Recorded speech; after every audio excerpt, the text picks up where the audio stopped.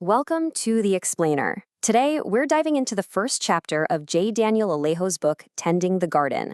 We're going to explore an idea that you already feel deep in your bones, even if you don't talk about it much. That little voice, that gut feeling that tells you the difference between right and wrong. So let's just start with something we've all experienced. Imagine you're at the airport. The line is huge, you've been waiting forever, and then someone just strolls right past you and cuts in line. Doesn't say a word. Now, what is that feeling that flashes through you? It's not just annoyance, is it? It's not just, oh great, now my wait is 2 minutes longer. No, it's a flare of actual injustice. You feel like a rule, an unspoken, invisible rule about how things ought to be, was just shattered.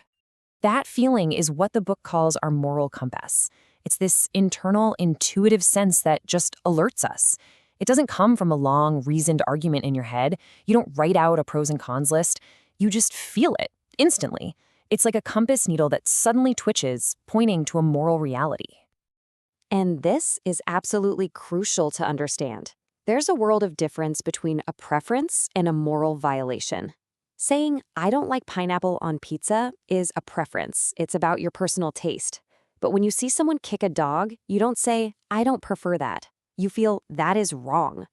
One is about you, the other feels like it's about the universe. So let's talk about the instinct before words, because what's so wild is that this sense shows up way, way before we have the language to even describe it. Just think about a little kid, a toddler. If another kid comes along and just snatches their favorite toy, that kid doesn't need a lecture on property rights to feel the injustice. They don't understand the concept of mine, but they absolutely viscerally understand the feeling of taken.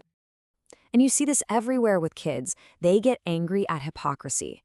They light up with joy when someone shows them undeserved kindness. This isn't something we just teach them, like multiplication tables. It's like they're recognizing something that's already there. It's like it comes pre-installed, part of our factory settings. Okay, next up, ought is everywhere, because this sense of how things ought to be goes way beyond just human behavior. You've felt this, I promise you. You walk into a room and there's a picture frame hanging crooked on the wall, and something in you just winces. You get this little internal nudge that says, that's not right. That's the feeling. It's the exact same internal reaction, whether you're hearing a horrible clashing chord in a song, or watching a movie where a character does something that makes no sense, or seeing a promise get broken. In every single case, your brain is flagging a deviation from an order it expects. It's a small moral reaction to a structural wrongness. All right, now for the big one. This is the objection everybody raises. Okay, if morality is real and universal, then why do different cultures have such different moral codes? The book uses a really powerful analogy here: language. See, every human culture on Earth has language. The instinct to communicate is universal, but the specific expression of that instinct, whether it's English or Swahili or Japanese, is cultural. Culture doesn't invent the need to talk, it just provides the words. Morality, the book argues, works the exact same way. So take the idea of respect. In one culture, you show respect by taking your shoes off indoors. In another, you show it by making direct eye contact. The fact that the expressions are different doesn't prove that respect is relative. It actually proves the opposite. It proves that the underlying instinct to show respect is so universal, every culture has to build its own unique way of expressing it. And this brings us to this really interesting contradiction that we see everywhere today, especially with adults. It's what you might call the game of pretend. You hear it all the time, right? People will say, often very confidently, that truth is relative, that morality is subjective, you have your truth and I have mine. But then look at how they actually live. That same person who says truth is subjective absolutely expects their spouse to be faithful. They don't see fidelity as a personal preference, they see it as an objective, non-negotiable moral commitment. And that same person will go online and rightly, passionately condemn things like corporate exploitation or child abuse. They argue as if justice and fairness are real universal standards that everyone should be held to. They're standing on a moral foundation that they claim, with their words, doesn't even exist. So what is going on? Why do we do this? It's not always simple hypocrisy. A lot of the time, it's just confusion. We've been taught, culturally, that sounding too certain about morality is a bad thing. It sounds judgmental.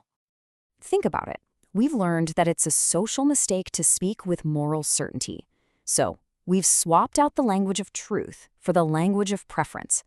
We say, well, that's my truth, instead of this is what's true. But our actions, how we actually live, and what we demand from others, well, they tell a very different story. So, where does this all leave us?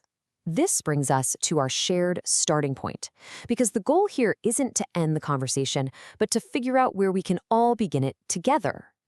The whole argument is pretty straightforward. You just follow the steps. 1, you notice this moral tug inside yourself. 2, you look around and see it happening in literally everyone else. 3, you realize this thing is universal. So, 4, you have to conclude that this universal feeling probably corresponds to something real.